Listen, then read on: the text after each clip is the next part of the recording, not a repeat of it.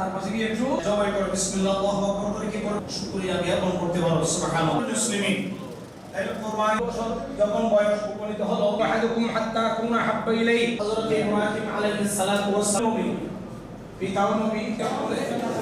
ইসলাহু রাহিমাহুল্লাহ মান আল্লাহু আকবার আল্লাহু আকবার। ঈদুল আজহাতে সবাইকে ঈদ মুবারক জানাচ্ছি এবং এই দিনে আমাদের আসলে যে ত্যাগের বিষয়টা আমাদেরকে মনে রাখতে হবে, যে সেটাকে মাথায় রেখে আমাদেরকে যে দেশ জাতি সমাজ যে প্রতি আমাদের দায়িত্ব, যে ত্যাগের মাধ্যমে আমাদের সমাজ দেশ মানুষকে গড়তে হবে, সেটাকে মাথায় রাখতে হবে এবং এই ত্যাগের যে মহিমা সেটা আমরা ধারণ করতে হবে, তাহলে কোরবানির সার্থকতা হবে।